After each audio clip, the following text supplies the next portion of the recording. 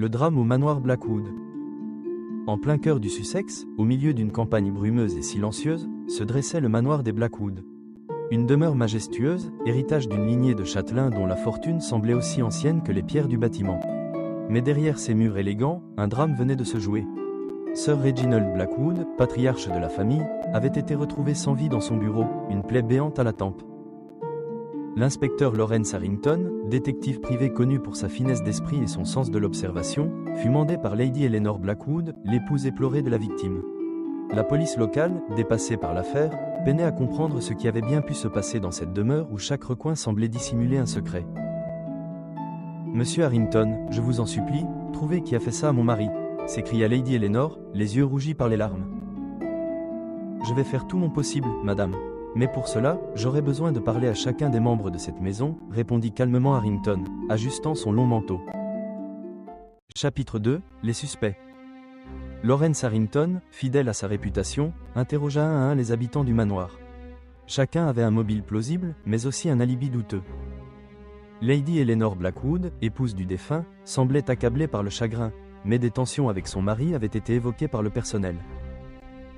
Edward Blackwood, le fils aîné, ambitieux et impatient d'hériter, avait été vu près du bureau de son père la nuit du meurtre.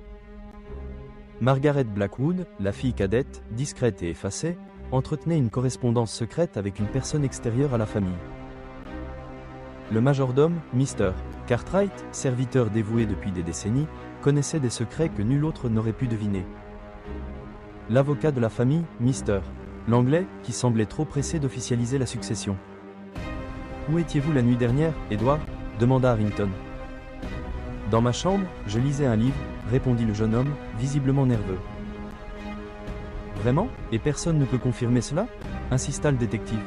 « Non, personne ne m'a vu, » avoua Edward à contre-cœur. Chapitre 3, les indices cachés. La scène du crime était étrangement mise en scène. Sir Reginald tenait un revolver dans la main, ce qui laissait penser à un suicide. Mais Harrington remarqua plusieurs incohérences. La main droite de la victime était recouverte de sang séché, alors que l'arme portait des traces récentes. De plus, un vieux livre de contes reposait sur son bureau, ouvert à une page annotée en rouge. « Regardez ceci, Mr. Cartwright. Ce livre semble important, » fit remarquer Harrington. C'était un registre financier tenu par Sir Reginald. « Mais je ne saurais dire pourquoi cette page a été annotée, » répondit le majordome. L'étude des lieux révéla également une trace de boue humide sur le tapis, alors qu'il n'avait pas plu depuis plusieurs jours. Un tiroir du bureau était resté entrouvert, révélant une lettre froissée où l'on pouvait lire quelques mots menaçants. « Si tu ne cèdes pas, ce sera la fin. » Chapitre 4, le piège. Harrington fit semblant d'abandonner l'enquête, laissant entendre qu'il penchait pour un suicide. Il espérait ainsi faire réagir le coupable. Son stratagème fonctionna. La nuit suivante, une silhouette furtive pénétra dans le bureau du défunt, fouillant frénétiquement les tiroirs. Tapi dans l'ombre, l'ombre du détective surgit. « Je vous attendais, Mr. Langley. » L'avocat tenta de s'échapper, mais il était trop tard. Harrington exposa sa théorie. « Vous avez escroqué Sir Reginald et, pour l'empêcher de révéler la fraude, vous l'avez assassiné en maquillant le crime en suicide. La lettre retrouvée sur le bureau était une menace de votre part. » « C'est absurde, » s'exclama Langley.